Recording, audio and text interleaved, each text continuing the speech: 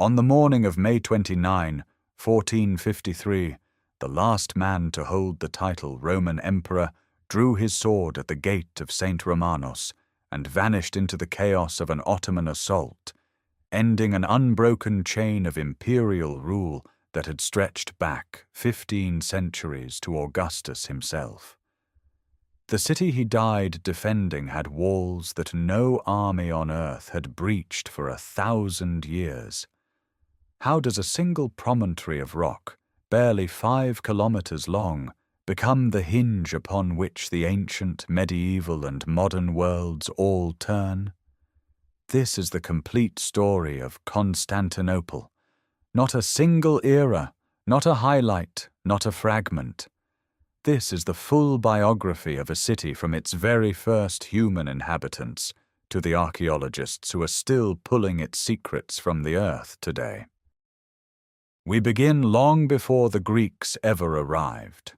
In the Neolithic layers discovered beneath modern Istanbul during the Marmaray tunnel excavations, settlement traces dating to 6,500 years before Christ, proving that people recognized the power of this ground thousands of years before anyone carved a temple or raised a wall.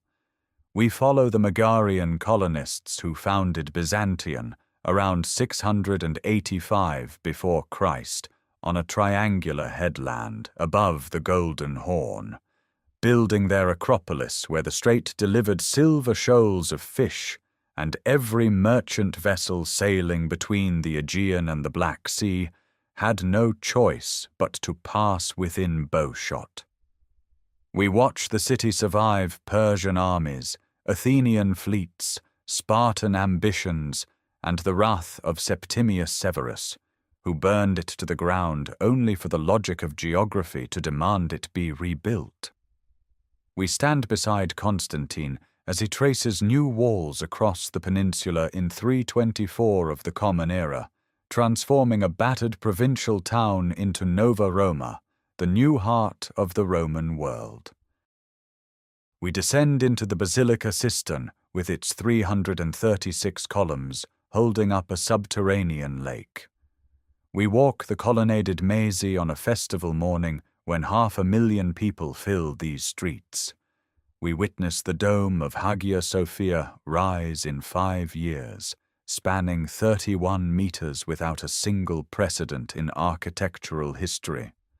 And we endure the sieges, one after another across 8 centuries, Arab fleets burning under Greek fire, Crusader soldiers stripping 900 years of accumulated treasure in 3 days of looting, and finally the great bombards of Mehmed II shattering masonry that had held since the age of Theodosius. What makes Constantinople extraordinary is not merely its longevity or its beauty. It is that this city carried the knowledge, the law, the literature, and the administrative machinery of Rome forward through a millennium, when Western Europe had lost nearly all of it. The legal codes compiled here became the foundation of European law. The manuscripts copied in its scriptoria preserved Greek philosophy, science, and drama for the Renaissance to rediscover. The architectural principles proven in its domes and vaults traveled outward to shape mosques, cathedrals, and civic buildings across 3 continents. Without this city, the intellectual inheritance of the ancient world would have been shattered beyond recovery.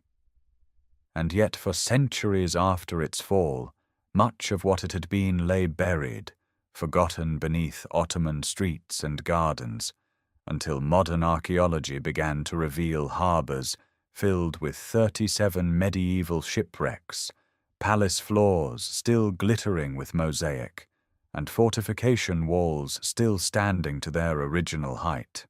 If you find yourself drawn to the complete stories of the ancient world's greatest cities, told from the first settlement layer to the last excavation trench, subscribe to this channel.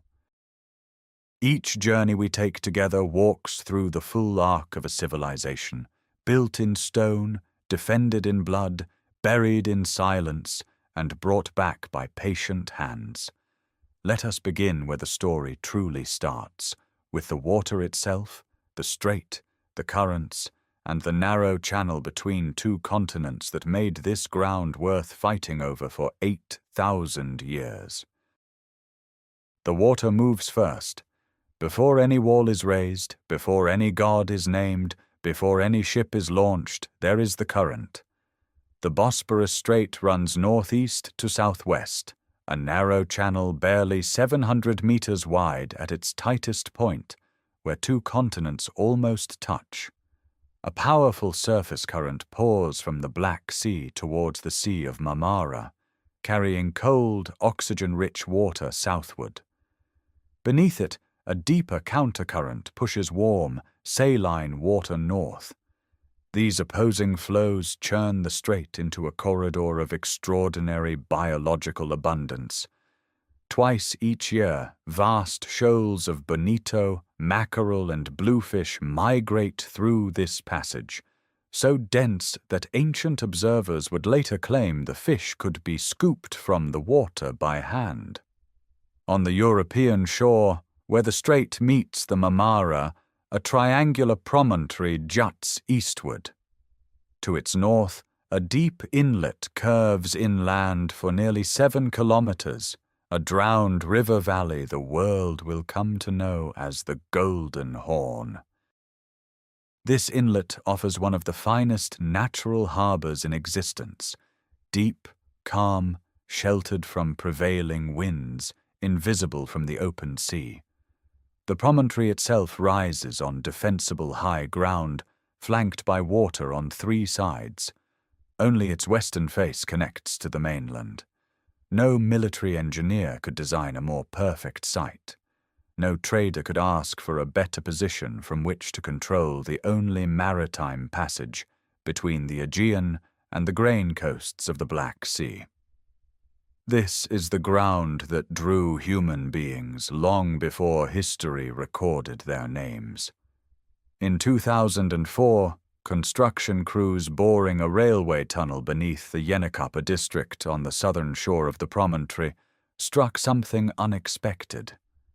Excavations that would continue for nearly a decade revealed layer upon layer of human presence descending far below the Ottoman and Byzantine strata that archaeologists anticipated.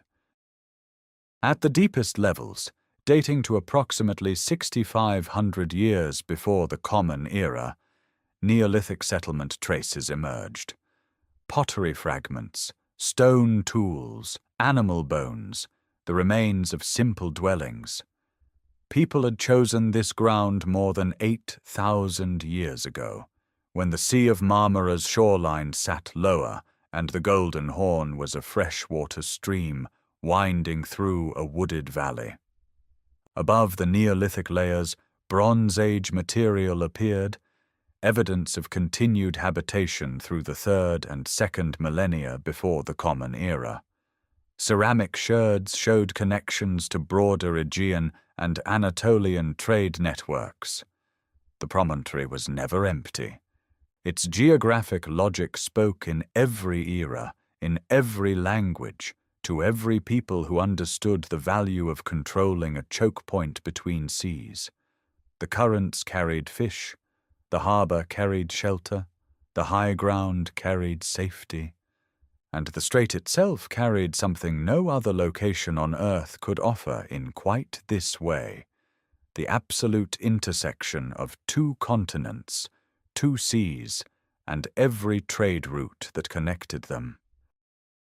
Timber, grain, hides, and dried fish moved south from the Black Sea coasts. Oil, wine, and worked metal moved north from the Mediterranean.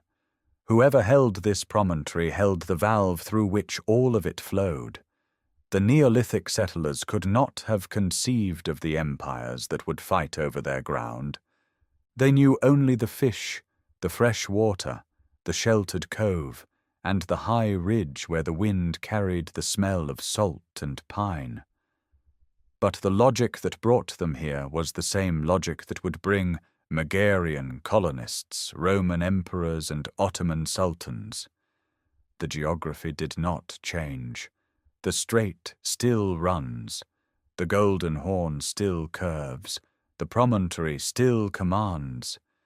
Beneath the modern city, beneath the mosques and the railway tunnels and the asphalt, those earliest layers remain, silent, compacted, holding the first human answer to the question this ground has asked for 8 millennia. Who will hold the strait?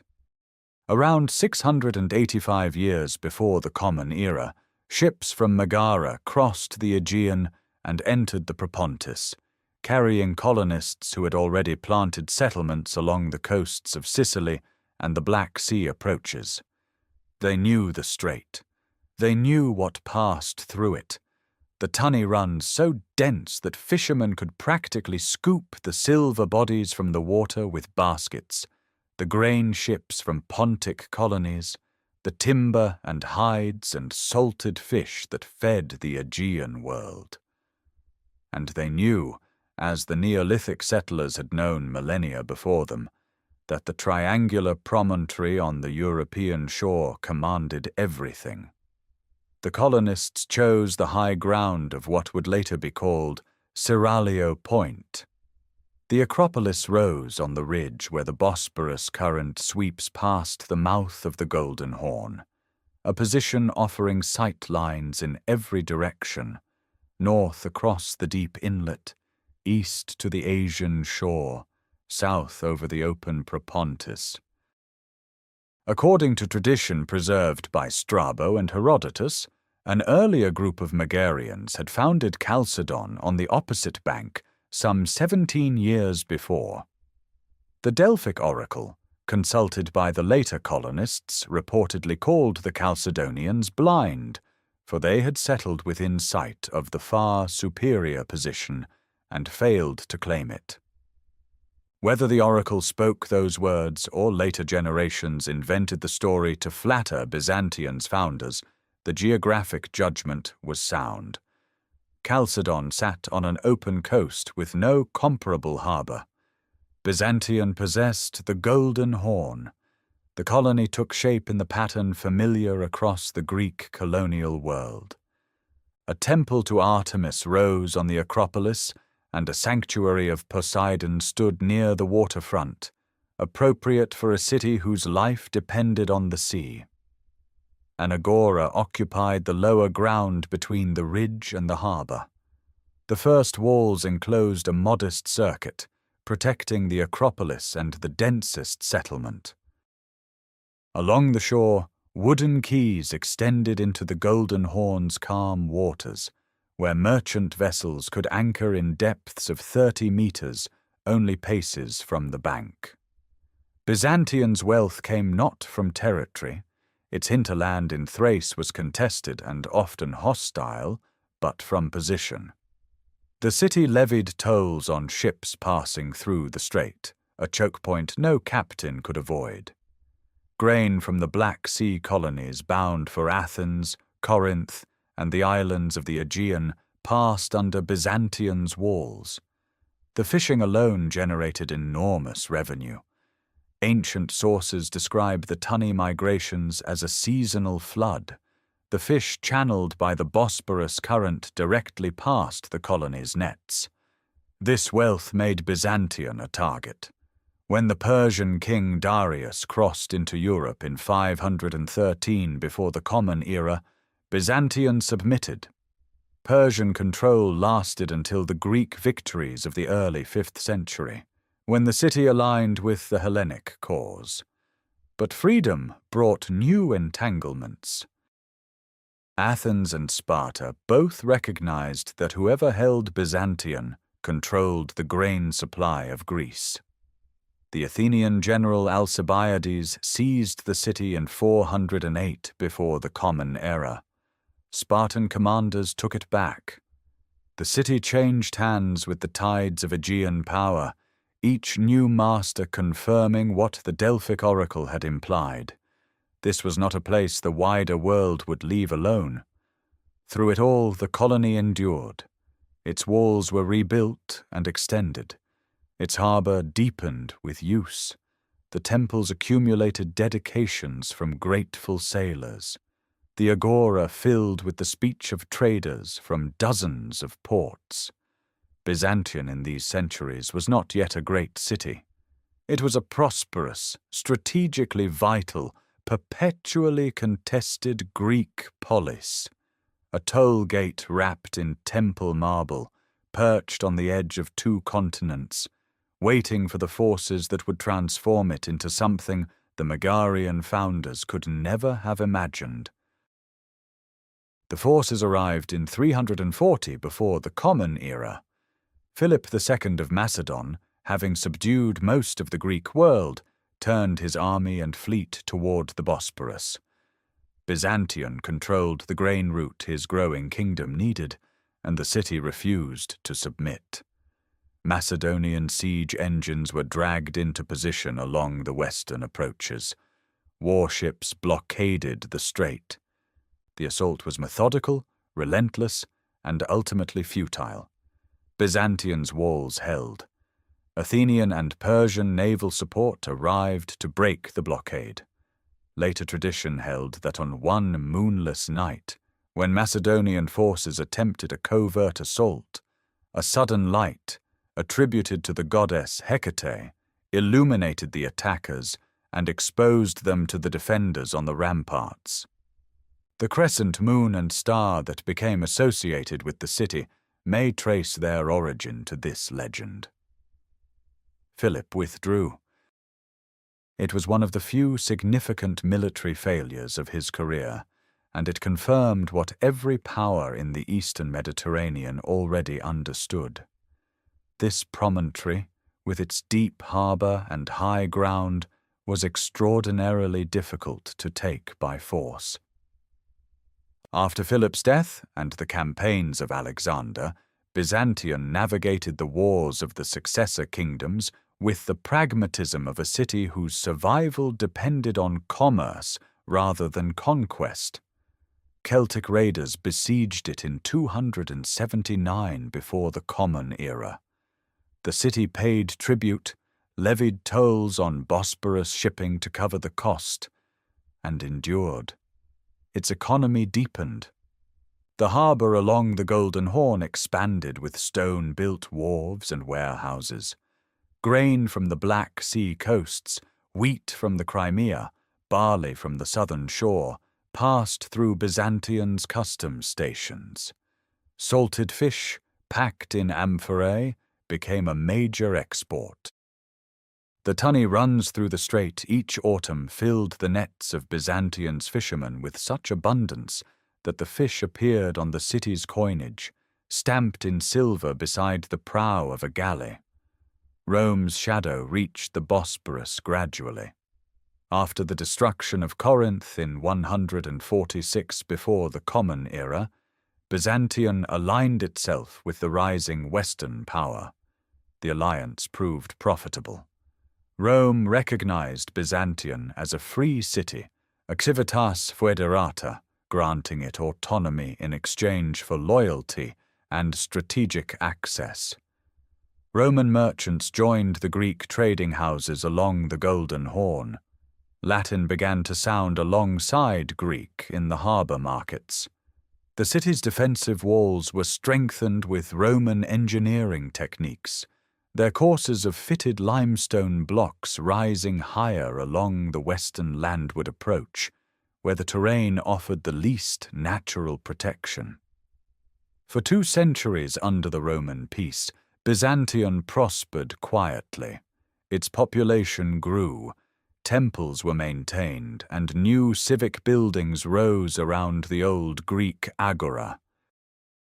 The harbor handled an increasing volume of traffic as Rome's eastern provinces demanded Black Sea grain and fish.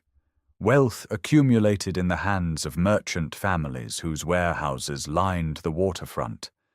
The city was not Rome, not Antioch, not Alexandria, but it was rich, well-defended, and irreplaceable in the logistics of Eastern Mediterranean trade. Then, in 193 of the Common Era, the city made the choice that nearly destroyed it. When the Emperor Pertinax was murdered and civil war fractured the empire, Byzantium declared for Pescennius Niger, the governor of Syria, against the eventual victor Septimius Severus. It was a political gamble rooted in geography. Niger controlled the eastern provinces closest to the Bosphorus. But Severus won the wider war, and he did not forget. His legions arrived before the walls of Byzantium and settled in for a siege that would last 3 grinding years. The city that had turned back Philip of Macedon held out with desperate tenacity. Defenders stripped bronze from statues to forge weapons. They dismantled theatre seats to build barricades. When the harbour was finally blockaded and starvation set in, the end came not with a dramatic breach, but with slow, irreversible exhaustion. Severus ordered the walls torn down, the civic privileges revoked, the city reduced to a village subject to its neighbour Perinthus. The stones of Byzantium's defences were pulled apart and scattered. The proud toll gate of the Bosphorus lay open and humiliated. Yet even as Severus punished the city, he recognized the site's value. Within years, rebuilding began: a hippodrome, new baths, expanded fortifications. The geography that had drawn Megarian colonists 7 centuries earlier spoke louder than any emperor's anger. The rebuilding began almost before the dust of demolition had settled. Severus, having crushed Byzantium's resistance by 196 of the Common Era, understood that punishing the city and abandoning the site were 2 different acts. The strait still carried every grain ship bound from the Black Sea to the hungry cities of the Aegean. The Golden Horn still offered the deepest natural anchorage between Thessaloniki and Nicomedia. A village here would become a city again, whether Rome willed it or not. So Severus rebuilt on his own terms. The new Byzantium rose not as a free polis, but as an imperial possession, its civic identity erased and rewritten. The baths of Zeuxippus appeared on the high ground near the old Acropolis, a complex of heated rooms, cold plunge pools, and colonnaded courts decorated with bronze and marble statuary collected from across the Greek world. Philosophers, athletes, poets, and statesmen stood frozen in metal and stone along the porticos, a museum of Hellenic culture installed by Roman authority. Nearby, Severus laid the foundations of a hippodrome, a long U-shaped racing circuit oriented along the spine of the promontory's ridge. It was modest by later standards, perhaps seating 30,000, but it established the axis that would define the city's ceremonial heart for over a millennium. The curved southern end, the Sphendone, rested on massive substructures to compensate for the slope falling toward the sea.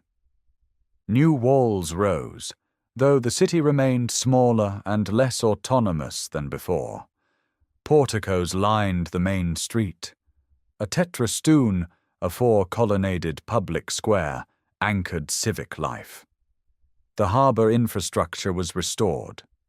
For over a century, the rebuilt Byzantium functioned as a prosperous but unremarkable provincial city, its strategic value acknowledged but unexploited at imperial scale. Then came the crisis of the 3rd century. 50 years of civil war, plague, economic collapse, and barbarian incursion that nearly dissolved the Roman state. When Diocletian stabilized the empire through tetrarchic division after 284, the eastern provinces emerged as the wealthier, more defensible half. Nicomedia, just across the Sea of Marmara, became an imperial residence. The Bosporus corridor was now the empire's strategic center of gravity.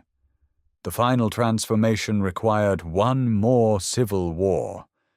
In 324, Constantine defeated his co-emperor Licinius at the Battle of Chrysopolis, fought on the Asian shore directly opposite Byzantium. The victory gave Constantine sole rule over the entire Roman world, and placed him physically at the very site whose potential Severus had recognized, but never fully realized. Constantine saw what the Megarians had seen 1,000 years before, what Severus had grudgingly acknowledged, what the currents and the fish runs and the defensible headland had always promised. This was the place where an empire could anchor itself between two continents. Within weeks of his victory, surveyors walked the ground west of the old Severan walls. Constantine himself, according to later tradition, traced the line of new fortifications with a spear, walking so far westward that his attendants questioned the extent. The emperor reportedly answered that he would continue until the invisible guide walking before him stopped. Whether the story is legend or court propaganda, the archaeological reality confirms the ambition. The new walls enclosed an area roughly 5 times the size of Severan Byzantium, stretching nearly 2.5 kilometers west across the peninsula's width from the Golden Horn to the Propontis shore. The ground was measured, the foundations staked, the quarries opened. Marble was requisitioned from temples across Asia Minor and Greece. Ships carried columns, capitals, and carved entablatures toward the Golden Horn. The Hippodrome that Severus had begun would be expanded, doubled, made magnificent. A forum, a palace, a senate house, churches and granaries would fill the new space. The smell of fresh-cut limestone and wet mortar hung over the promontory. Byzantium was about to disappear, not through destruction this time, but through transformation so complete that even its name would be consumed. A new city was being born on the bones of the old, and it would carry the weight of Rome for 11 centuries more. The new walls rose first. Constantine's engineers drove the boundary nearly 2.5 kilometers west of the old Severan fortification, tripling the enclosed area of the city in a single stroke. The land wall ran from the Golden Horn shore on the north to the Propontis coast on the south, punctuated by towers and pierced by gates that opened onto the roads of Thrace. Within this vastly expanded perimeter, an entire urban world had to be conjured from bare ground, terraced hillsides, and ancient cemeteries. The spine of the new city was the Maese, a broad colonnaded avenue paved in stone, flanked on both sides by covered porticos sheltering shops, workshops, and public benches. It began at the Augustion, the ceremonial square beside the Hippodrome, and ran westward across the city's hills, branching at the Forum of Theodosius toward the distant gates. Under Constantine, the Maese's first stretches were lined with columns of marble and granite, stripped from temples across the eastern provinces. The avenue smelled of cut stone and plaster dust in those early years, the colonnade shadows falling across fresh pavement still unstained by centuries of traffic.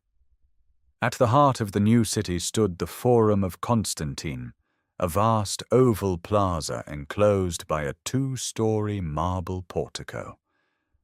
At its center rose the porphyry column, assembled from 7 massive drums of Egyptian purple stone, standing nearly 37 meters high.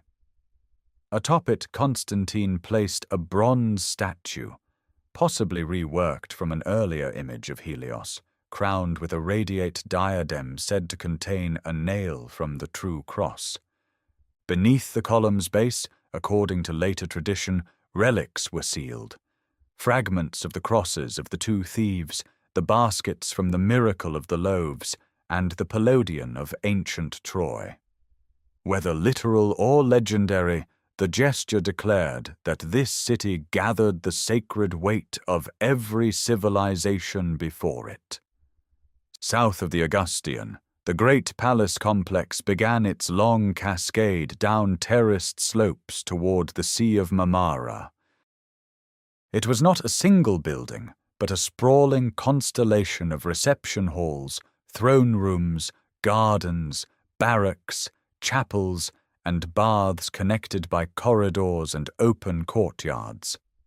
The palace would grow for centuries, but Constantine established its footprint and its logic, a seat of power oriented toward the sea, its windows catching the morning light off the water.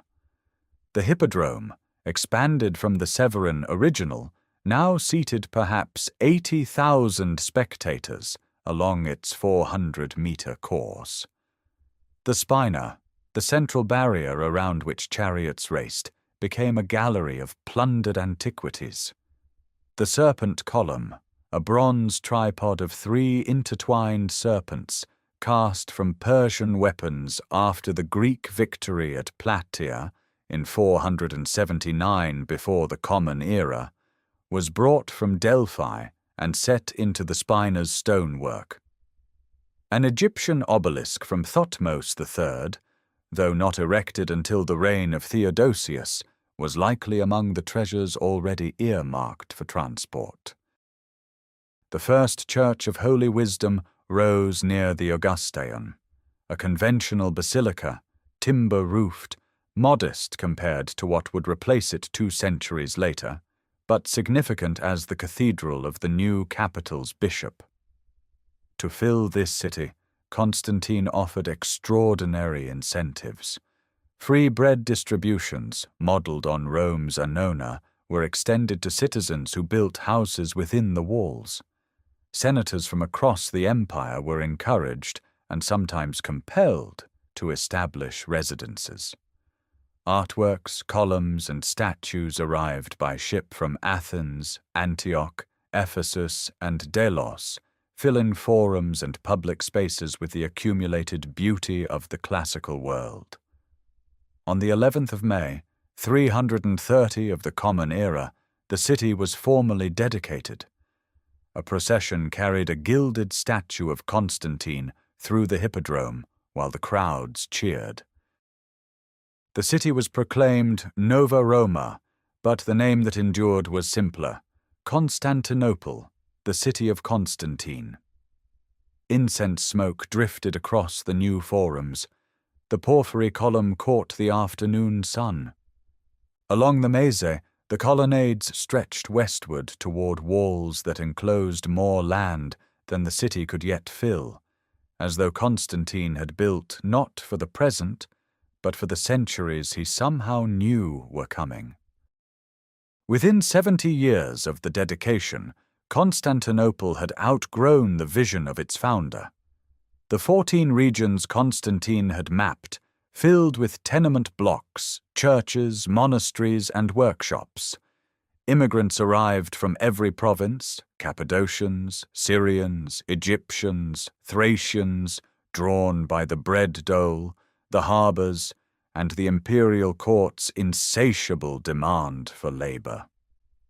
By the reign of Theodosius I in the 380s, neighbourhood spilled beyond the Constantinian wall, spreading westward across open ground toward the Thracian hinterland. The city had no western defence. Its most populated suburbs lay exposed to any army crossing the Balkans. The solution came under Theodosius II, who ascended the throne as a child. His Praetorian prefect Anthemius, governing as regent, ordered the construction of a new land wall, roughly 1,500 meters west of Constantine's line. Built between 405 and 413 of the Common Era, this wall ran approximately 6.5 kilometers from the Sea of Marmara to the Golden Horn, sealing the peninsula entirely. It enclosed an area nearly 3 times what Constantine had fortified, absorbing the suburban sprawl and reserving space for gardens, cisterns, and future growth. The original Anthemian wall was a single massive curtain of limestone and brick, studded with towers at regular intervals. It was formidable, but the earthquake of January 447 exposed its limits. 57 towers collapsed, entire sections crumbled into rubble, and Attila's Hunnic armies were pressing through the Balkans, closer than any threat the city had faced. What followed was one of the most extraordinary feats of emergency engineering in antiquity. The prefect Constantine mobilized the city's circus factions, the Blues and the Greens, as labor battalions. Within 60 days, the walls were not merely repaired, but transformed into something unprecedented, a triple fortification system of staggering depth.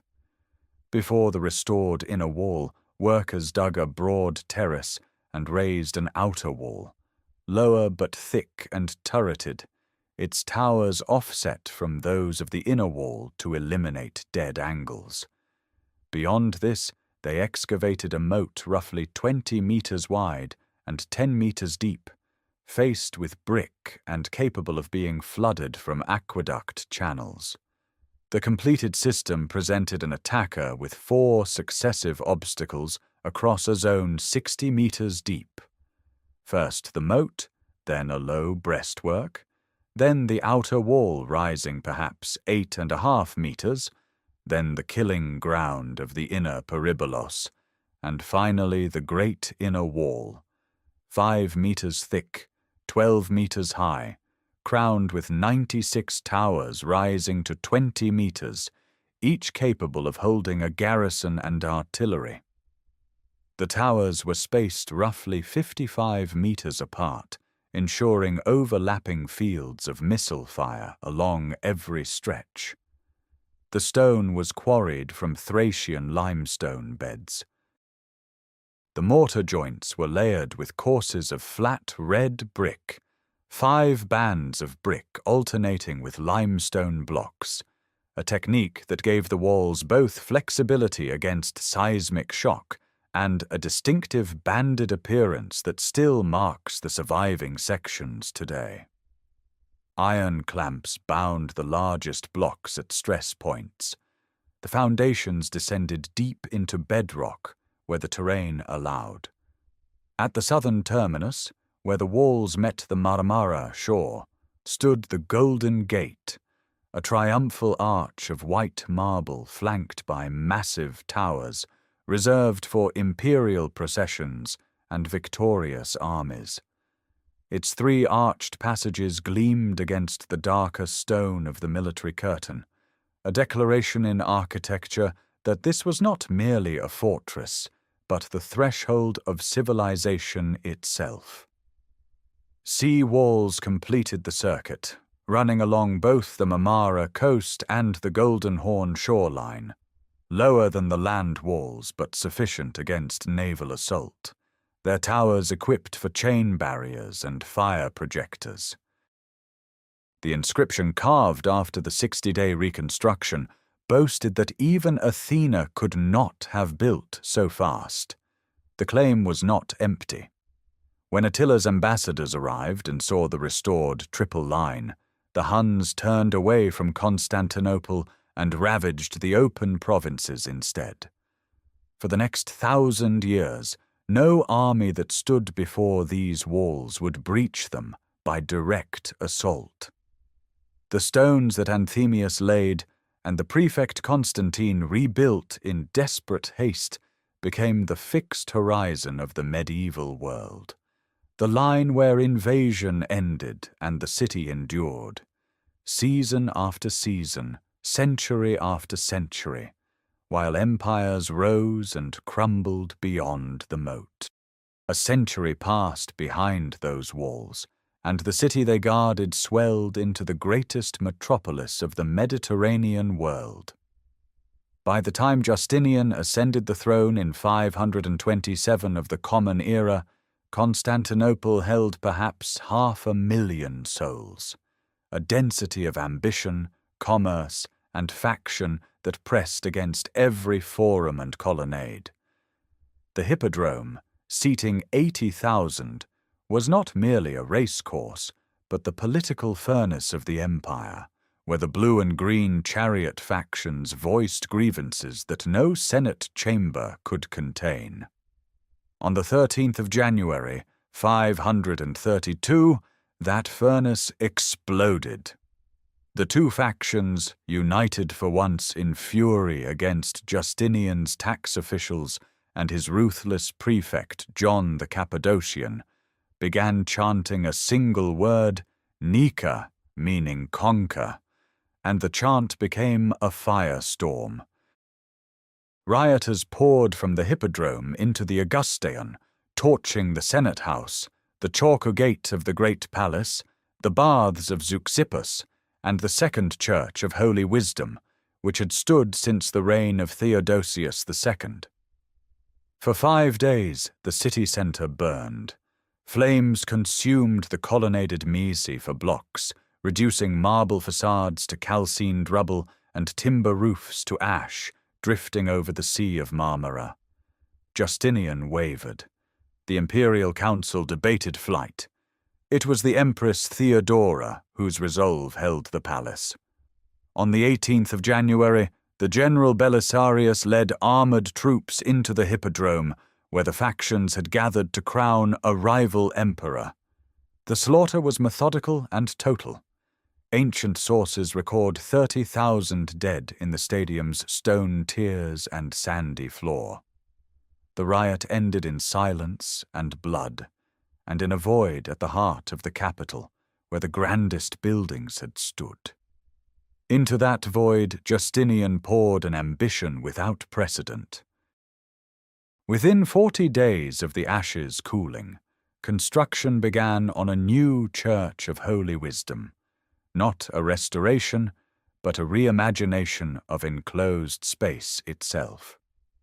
The emperor summoned Anthemius of Tralles, a mathematician and physicist, and Isidore of Miletus, a geometer, not conventional builders, but theorists of structure and light.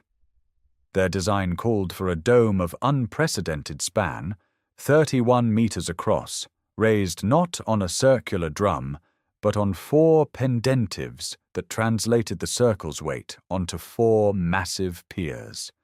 No Roman architect had attempted this at such scale. 10,000 labourers worked in shifts. Brick was manufactured lighter than standard, sourced from Rhodes, each stamped and blessed. 40 ribs of brick radiated from the dome's crown, and between them 40 arched windows admitted light, so continuous that later witnesses wrote, the dome appeared suspended from heaven by a golden chain. The interior walls vanished beneath sheets of Proconesian marble, green Thessalian stone, and Egyptian porphyry.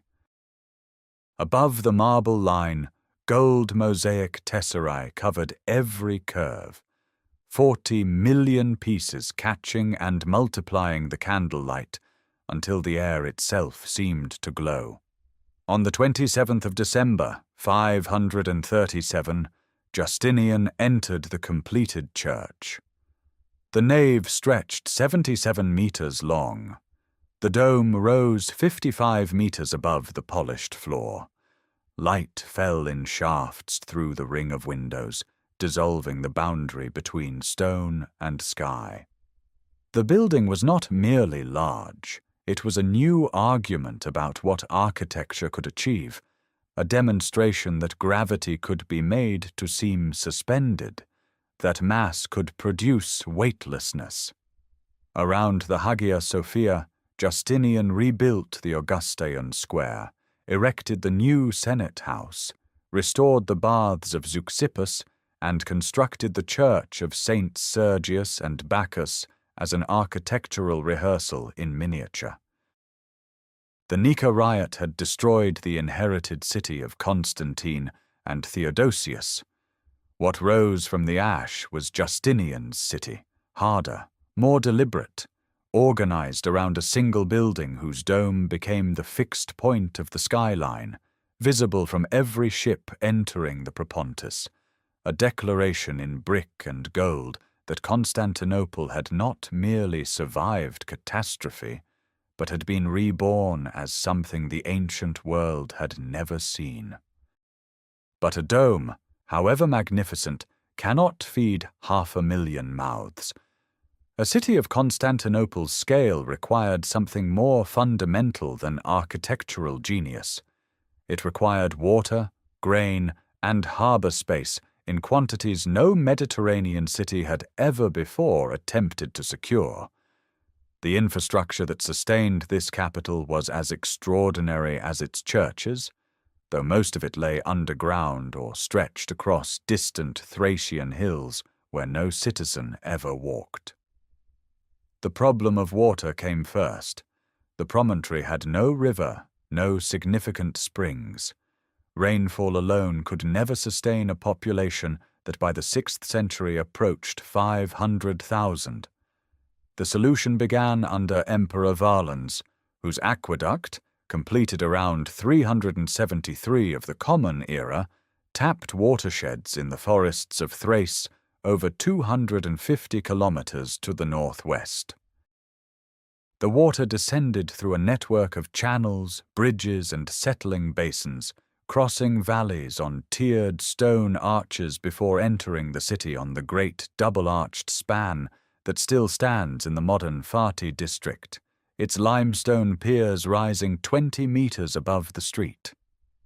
This was not a single conduit, but a system expanded over 2 centuries, with Hadrianic-era channels incorporated and Justinianic repairs extending capacity to serve a city 4 times larger than Valens had known. Once inside the walls, the water vanished underground. Constantinople's cisterns numbered in the hundreds, open reservoirs and enclosed subterranean halls carved from the bedrock, or built up with columns and vaulted brick ceilings. The basilica cistern, constructed under Justinian, held 80,000 cubic meters of water in a space supported by 336 marble columns arranged in 12 rows of 28, many of them salvaged from ruined temples across the empire. The silence in that space is absolute, water dripping from vaulted ceilings into the still dark surface below, each column reflected in perfect symmetry. The cistern of Philoxenos nearby held a similar volume. Together with scores of smaller installations, these reserves guaranteed that siege could not parch the city into submission. Grain arrived by sea. The Theodosian harbour on the Sea of Marmara shore, its remains discovered during the Yenikapu excavations beginning in 2004, served as the primary port for Egyptian and North African grain ships. Archaeologists uncovered 37 shipwrecks in its silted basin, vessels dating from the 5th to the 11th century, their hulls still bearing cargo residue. The harbour's massive breakwaters enclosed a sheltered anchorage where flat-bottomed freighters unloaded wheat and barley into state granaries. From these storehouses, the Annona, the bread dole, distributed free loaves to 80,000 registered citizens daily, baked in state-run bakeries clustered near the harbour district. Along the Golden Horn, additional wharves handled commercial traffic, timber from the Black Sea coast, wine from the Aegean islands, olive oil from Syria, fish from the Bosphorus nets hauled in each morning. The smell of the waterfront was salt and tar and grain dust, the creak of crane mechanisms lifting amphorae from holds, the shouts of stevedores in 6 languages. This was the hidden city beneath the visible one, the veins and stomach of an organism whose golden domes and marble forums could exist only because water flowed without interruption and bread reached every quarter before dawn. The Mese began at the Augustion, that broad ceremonial square where the Senate House faced the entrance to the great palace, and the bronze doors of Hagia Sophia caught the morning sun. From here the colonnaded avenue ran westward, its double rows of columns shading covered walkways where the city's commercial life unfolded in an unbroken stream of sound and color. Perfume sellers occupied stalls near the Augustine, their counters lined with glass vials of rose oil, musk, and nard imported from Arabia and India.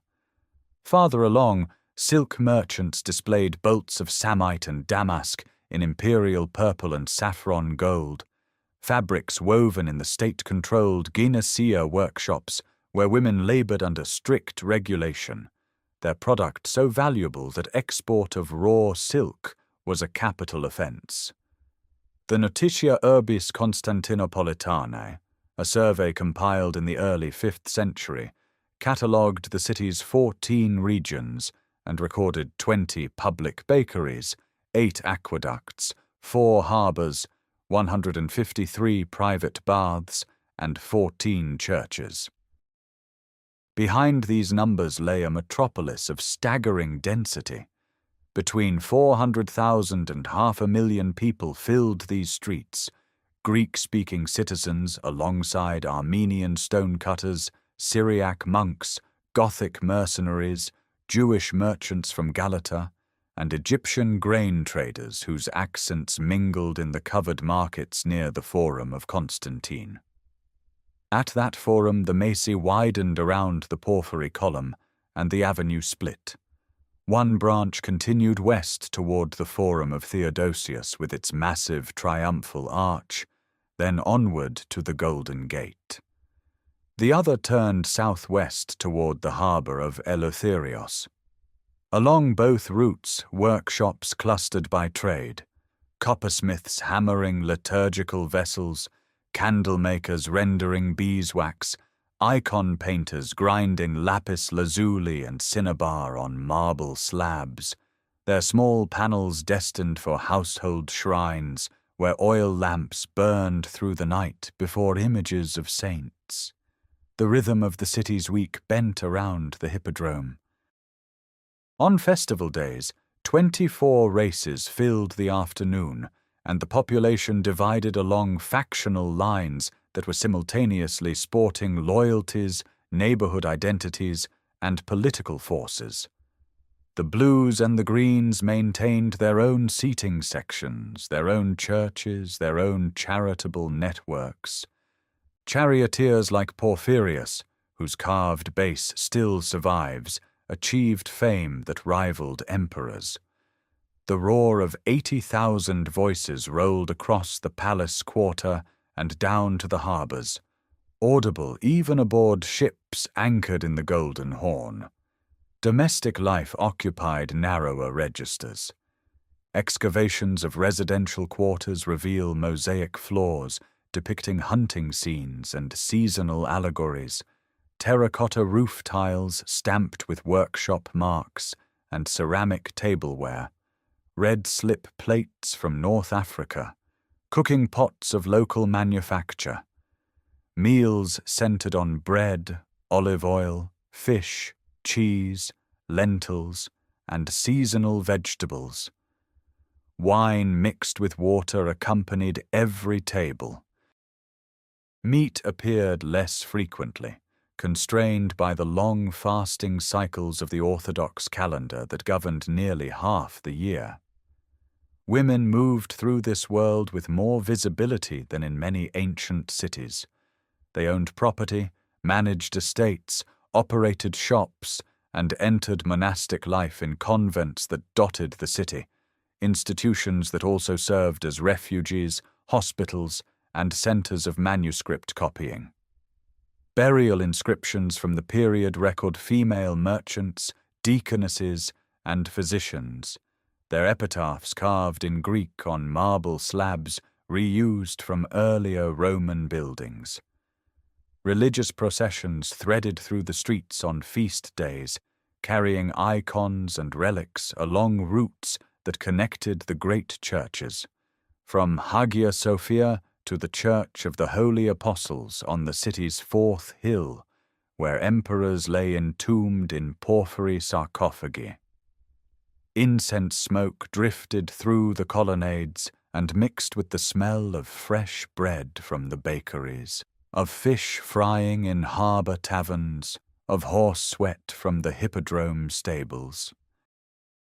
By the 7th century, plague and Persian wars had thinned the population, and some quarters near the land walls stood half empty. But the core of the city, the mese, the harbours, the palace quarter, the great churches, remained dense with life, a capital whose daily texture was richer, louder, and more cosmopolitan than any city west of China.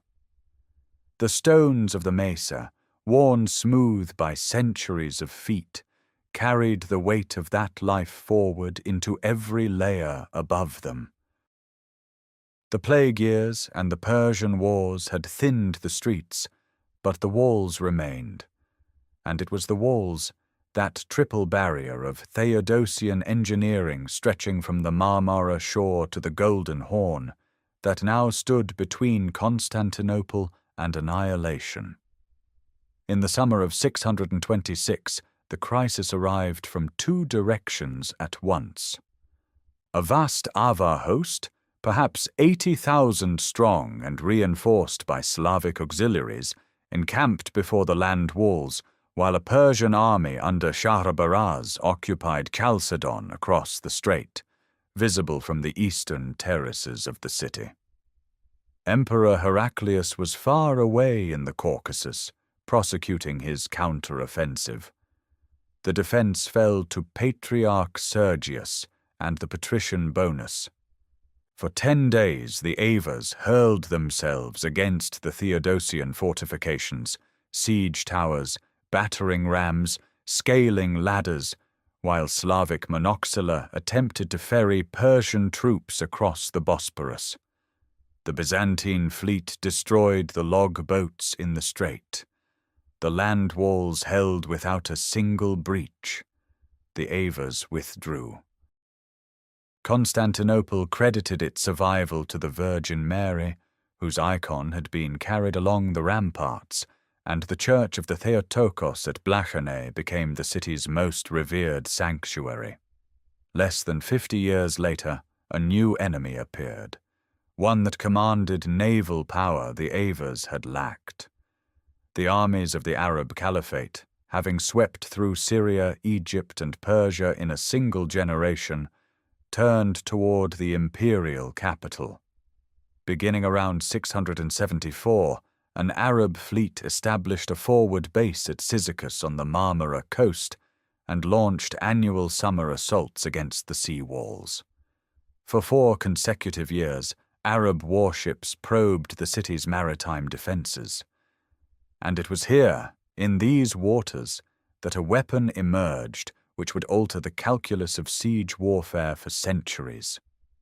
Greek fire, a petroleum-based incendiary compound projected through bronze siphons mounted on ship prows, ignited on contact with water and could not be extinguished.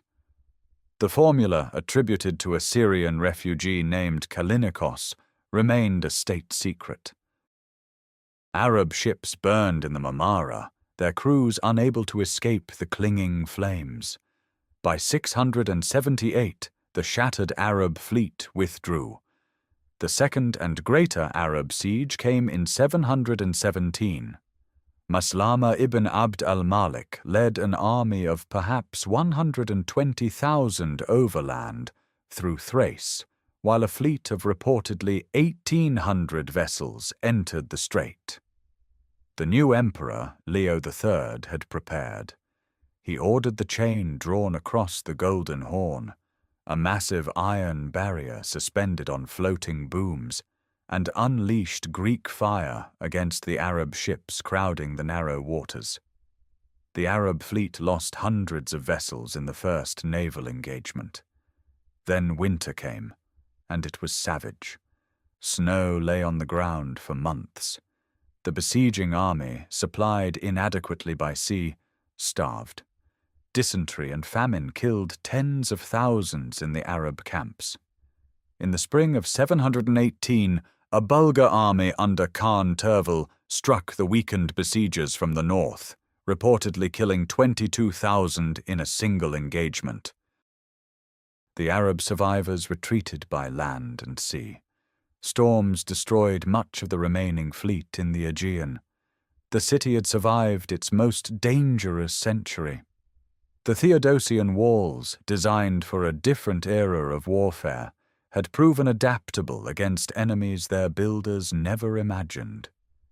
The sea walls, lower and thinner than the land fortifications but backed by the devastating reach of Greek fire, had turned the surrounding waters into a killing ground. Bulgar raids would test the land walls again in the 8th and 9th centuries, but none approached the existential threat of 717. The walls stood blackened by smoke in places, patched with newer masonry where siege engines had cracked the facing stones, but unbroken. The city behind them contracted and recovered, its population fluctuating with plague and war, yet never falling below the threshold of a functioning imperial capital. The triple fortification had become more than architecture. It was the reason the Eastern Roman state still existed. And then, behind those walls that had held against every storm, something extraordinary began to bloom. In 867, an Armenian-born stablemaster named Basil seized the throne through murder and founded a dynasty that would preside over Constantinople's most luminous age. The Macedonian emperors ruled for nearly 2 centuries, and under their patronage the city became not merely a fortress or an administrative capital, but the intellectual and artistic center of the known world. The great palace complex, sprawling across terraces from the Hippodrome down to the Sea of Marmara, reached its most elaborate ceremonial form in this era. In the Magnora throne hall, foreign ambassadors encountered mechanical wonders designed to overwhelm. A golden tree whose branches held singing birds wrought in gilded bronze, lions flanking the throne that roared and lashed their tails through hidden hydraulic mechanisms, and the throne itself rising silently toward the ceiling on concealed counterweights, while the emperor changed robes, descending again in different vestments as if transformed.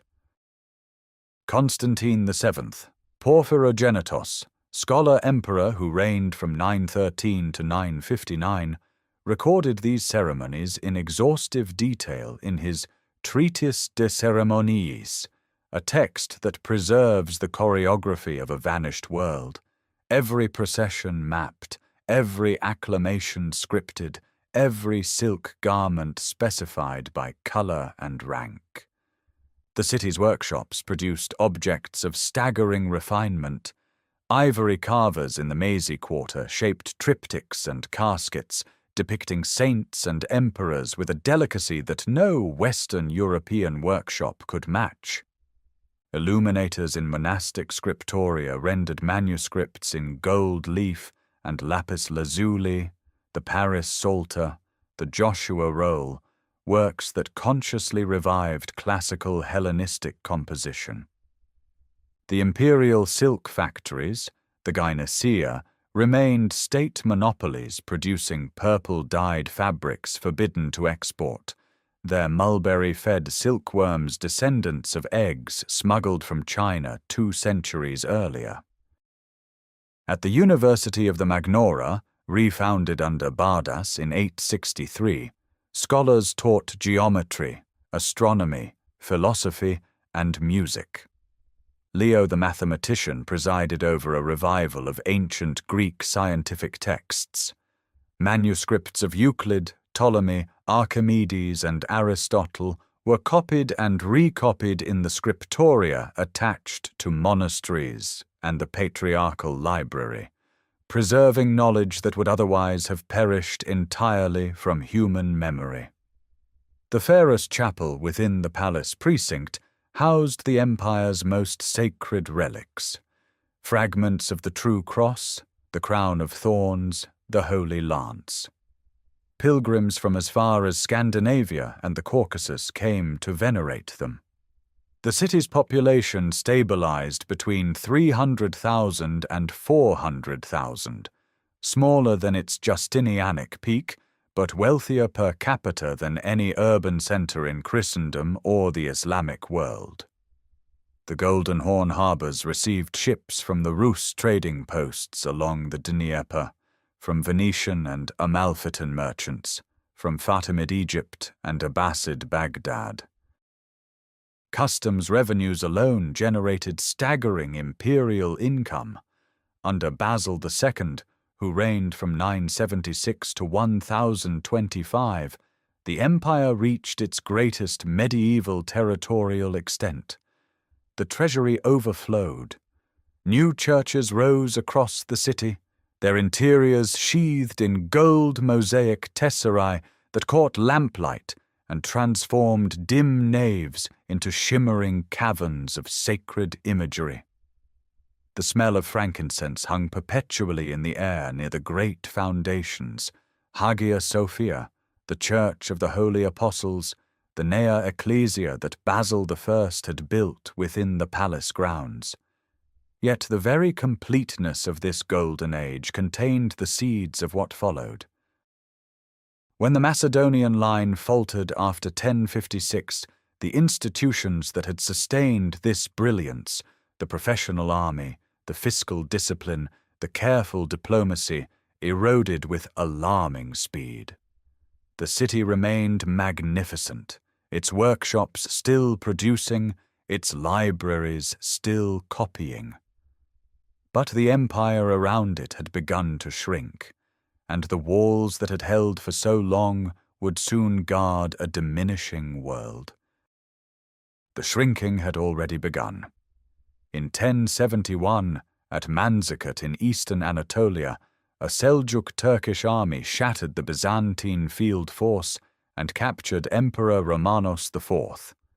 Within a decade, the empire lost nearly all of Asia Minor, the recruiting ground for its professional armies, the breadbasket that had fed the capital for 7 centuries. Constantinople itself remained untouched behind its triple walls, but the world those walls protected was contracting with terrible speed. The city's tax revenues fell, its fleet decayed, and as it weakened, it turned increasingly to Western mercenaries and Venetian naval power, granting the Republic of St. Mark extraordinary trading privileges, customs exemptions, their own quarter along the Golden Horn, that slowly transferred commercial dominance from Byzantine to Italian hands. The tension between Constantinople and the Latin West deepened across the 12th century. Massacres of Italian merchants in 1182 revealed the depth of popular resentment. Crusader armies passing through the city eyed its wealth with undisguised hunger. The palaces still gleamed with porphyry and gold. The Hippodrome still displayed its ancient bronzes, the 4 gilded horses, the serpent column, Egyptian obelisks. Hagia Sophia's treasury held relics beyond counting. To Western knights raised in timber halls and muddy towns, Constantinople was not an ally, but a prize. The catastrophe arrived wearing the cross. The Fourth Crusade, launched in 1198 to recapture Jerusalem, never reached the Holy Land.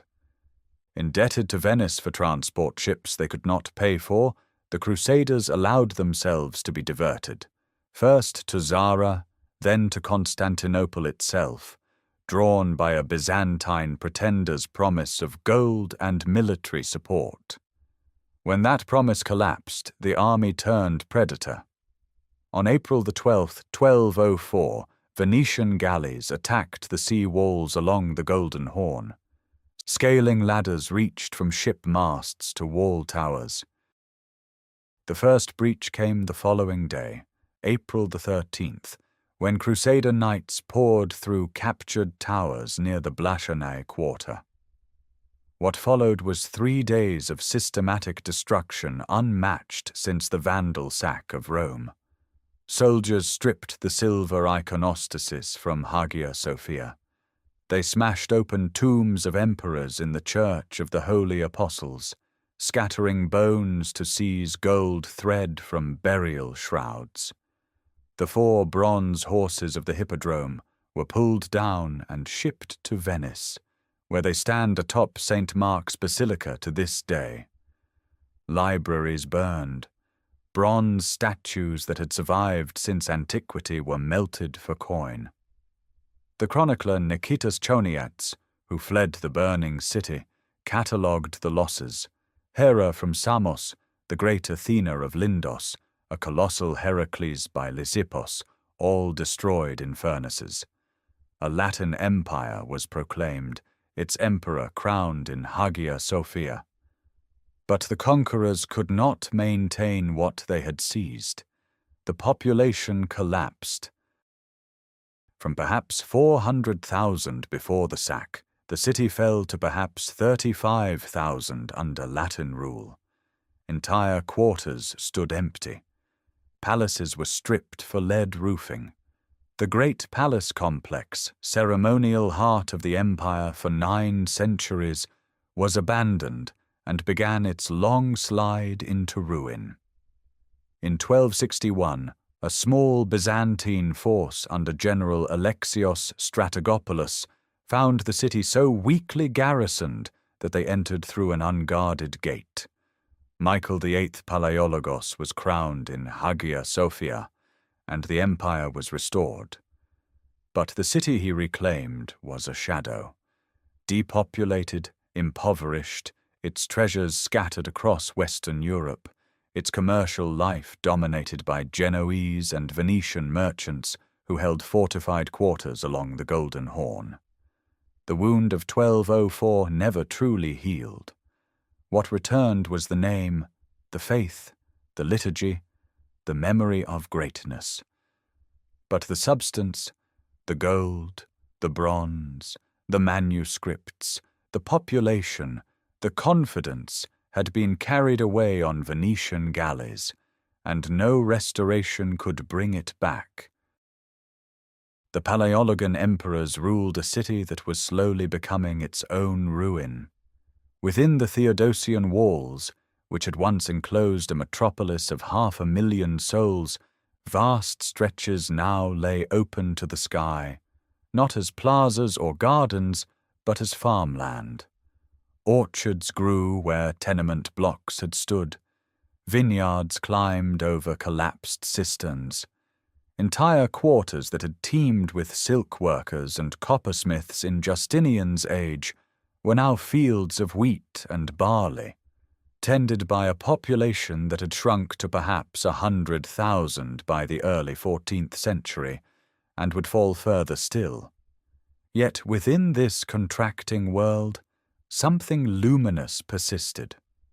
Around 1316, the statesman and scholar Theodore Metachites poured his personal fortune into the restoration of the Church of the Holy Saviour in Cora, near the Theodosian walls. The mosaics and frescoes he commissioned rank among the supreme achievements of Byzantine art. Scenes of the life of the Virgin and the infancy of Christ, rendered with a fluidity and emotional depth that anticipate the Italian Renaissance by a century. Gold tesserae catch the light in the inner narthex. The Anastasis fresco in the Paraclesion shows Christ hauling Adam and Eve from their tombs with violent energy, his robes swirling against a mandorla of pure light.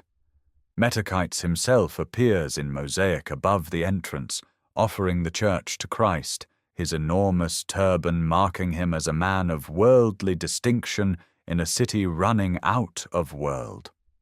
This was the paradox of Palaiologan Constantinople. Its scholars, men like Metochites, George Gemistos Platon, and Bessarion, preserved and transmitted Greek philosophical and literary traditions that would seed the Western Renaissance. Its icon painters and mosaicists achieved new heights of expressive power. Its theologians debated the nature of divine light with a sophistication unmatched in Christendom. But the treasury was empty. The sea walls crumbled into the Marmara. The great palace complex, once the ceremonial heart of the empire, stood largely abandoned, its mosaic floors buried under wind-blown soil, its halls open to rain. The Ottomans tightened the noose with patient precision. In 1354 they crossed into Europe. By 1400, Sultan Bayezid I had besieged Constantinople, and only the Mongol invasion of Anatolia by Timur granted a reprieve. The city survived the siege of 1422 under Murad II, but each crisis left it weaker. The population continued to fall. By the mid-15th century, perhaps 50,000 people remained, clustered in pockets around the major churches, the Blasonnet Palace in the northwest corner, and the Genoese and Venetian trading quarters along the Golden Horn. Between these inhabited islands stretched silence, broken walls, and the sound of wind through empty doorways. The final strategic stroke came in 1452, when Sultan Mehmed II constructed the fortress of Rumeli Hisari on the European shore of the Bosphorus, directly across from the older Ottoman fortress of Anadolu Hisari on the Asian side. Built in just 4 months with thousands of laborers, its 3 great towers and curtain walls commanded the narrowest point of the strait. No ship could pass without Ottoman permission. The grain supply from the Black Sea, the lifeline that had sustained the city since its founding as a Greek colony, was severed at will. Constantinople was now an island of Christendom entirely surrounded by Ottoman territory, its farmland beyond the walls lost, its trade controlled by foreign powers, its emperor reduced to a vassal paying tribute. The Theodosian walls still stood, patched and repatched across 1,000 years, but the garrison that manned them numbered perhaps 7,000, stretched across 6.5 kilometers of land fortifications and 22 kilometers of sea walls. The moat was silted in places. Towers showed cracks never properly repaired since the earthquake of 1422. Inside the walls, the city that had once been the richest in the world waited in the amber light of its churches, its mosaics gleaming, its libraries intact, its liturgy unchanged, a civilization of extraordinary refinement enclosed in a shell it could no longer defend. In the early months of 1453, the young Ottoman Sultan Mehmed II assembled the largest siege force Constantinople had ever faced. Perhaps 80,000 soldiers gathered in Thrace, Janissaries, Sipahi cavalry, irregular infantry, sappers, and engineers, along with a fleet of over 100 vessels positioned in the Sea of Marmara and along the Bosphorus. At the center of the Ottoman artillery train stood the weapon that would define this siege, a massive bombard cast by the Hungarian engineer Orban, capable of hurling stone balls weighing 600 kilograms over a mile. It required 60 oxen and 200 men to move, and it could fire only 7 times a day, but each impact shook the Theodosian walls to their Roman foundations. On the 6th of April, the Ottoman army took position before the land walls. The bombardment began almost immediately, concentrating on the vulnerable Mesotachion section near the gate of St. Romanos, where the ground dipped into the valley of the Lycus River and the walls stood at their lowest elevation. Day after day, Orban's bombard and its smaller companions pounded the ancient masonry. Defenders, led by the Genoese commander Giovanni Giustiniani with perhaps 7,000 men, worked through the nights filling breaches with earth, timber, and rubble barrels, rebuilding what the guns destroyed each morning. Across the Golden Horn, a massive iron chain stretched from the city walls to the Genoese tower at Galata, blocking Ottoman warships from entering the harbour. Mehmed's answer was audacious. In late April, his engineers laid greased wooden tracks over the hill behind Galata, and Ottoman crews dragged perhaps 70 light vessels overland, launching them into the Golden Horn beyond the chain. The defenders woke to find enemy ships inside their protected harbour, and the sea walls, thinner, lower, never designed to face serious naval assault, suddenly required garrisons the city could not spare. Weeks of bombardment, mining, and counterattack ground on. Ottoman sappers dug tunnels beneath the walls, defenders under the Scottish engineer Johannes Grant countermined and collapsed them. A massive assault on the night of the 7th of May was repulsed. But the garrison was exhausting itself. The walls could be patched, but not rebuilt. No relief fleet appeared from Venice or Genoa. The city's fate rested on masonry 1,000 years old, and men who had not slept in weeks. The final assault came before dawn on the 29th of May. 3 waves struck the land walls, first irregulars, then Anatolian regulars, then the elite Janissaries. The critical moment arrived when Giustiniani, wounded by a crossbow bolt or handgun shot, was carried from the ramparts near the gate of St. Romanos. His Genoese troops, seeing their commander fall, began withdrawing toward their ships. A gap opened in the defense. Almost simultaneously, Ottoman soldiers discovered that a small postern gate, the Kirka Porta, had been left unbarred. Janissaries poured through both openings. The inner wall was taken. Emperor Constantine XI, Palaiologos, last in the unbroken line from Augustus, reportedly cast aside his imperial insignia and charged into the Ottoman ranks near the breach. His body was never identified with certainty. The Roman Empire, which had endured for nearly 1,500 years, ended in the dust and blood of a shattered gateway. By midday, Ottoman banners flew from the towers. Mehmed entered the city through the Corinthian gate and rode directly to the Hagia Sophia, where he ordered the building converted to a mosque. The great church that Justinian had raised 9 centuries earlier heard the call to prayer for the first time. The city that had been Nova Roma, the queen of cities, the eye of the world, passed into Ottoman hands, not destroyed, but transformed, its ancient bones carrying the weight of a new civilization built directly upon the old. The new civilization that rose upon the old did not erase it. Mehmed, who styled himself Caesar of Rome, understood that he had conquered not merely a city, but a layered monument of centuries. The Hagia Sophia received its minarets, its mihrab oriented toward Mecca, its Christian mosaics gradually plastered over but not destroyed. The Hippodrome spina, the serpent column from Delphi, the Egyptian obelisk of Thutmose III, remained standing in the open square the Ottomans called the At Meydanu.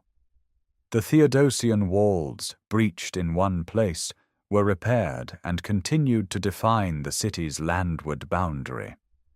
The Basilica Cistern, its 336 columns still holding the vaulted ceiling above dark water, was sealed and forgotten, its existence remembered only in neighborhood stories of residents lowering buckets through holes in their basement floors.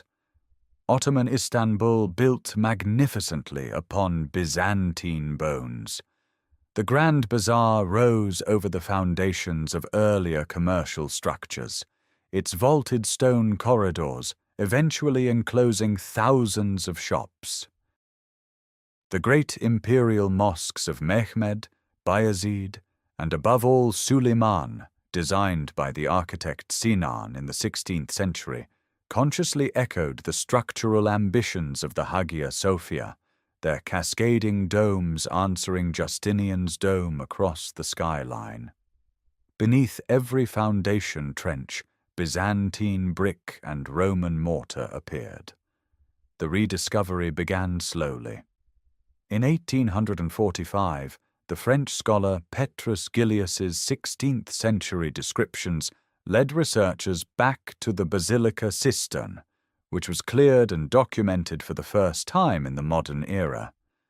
19th century travelers sketched the Theodosian walls, measured the Golden Gate, and traced the path of the Misi beneath Ottoman streets.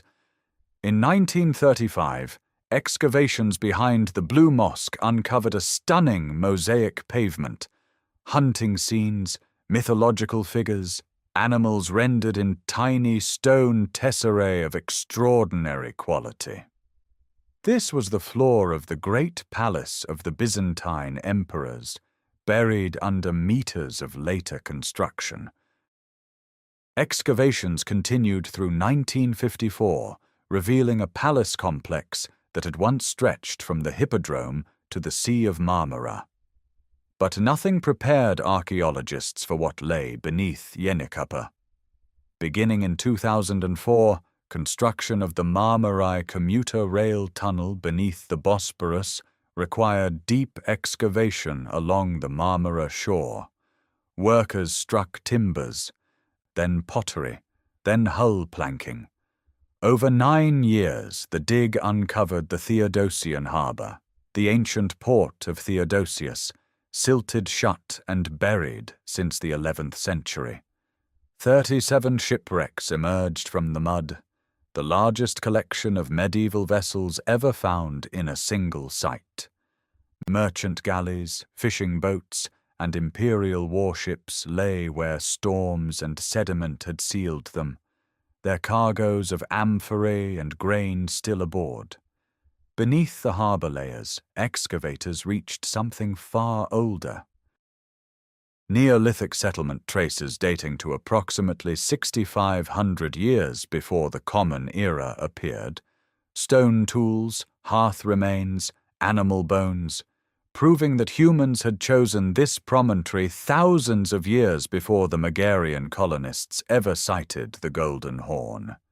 Today, the Theodosian walls still stand in long stretches, their towers rising above traffic and apartment blocks. The Basilica Cistern is open, its columns reflected in shallow water lit from below. The great palace mosaics rest in a small museum steps from the Hippodrome. The serpent column, broken but upright, still marks the spina where chariots raced. Beneath the modern streets, every construction project encounters earlier layers: Roman cisterns, Byzantine foundations, Ottoman cellars, a vertical archive of 25 centuries of continuous urban life built upon a site occupied for more than 8,000 years. The promontory that drew Neolithic fishermen, Megarian colonists, Roman emperors, and Ottoman sultans still commands the strait where two continents nearly touch, and the stones remember every hand that shaped them. Thank you for joining this journey through the centuries of one of history's greatest cities. If these stories of the ancient world have moved you, consider subscribing so you never miss the next expedition into the deep past.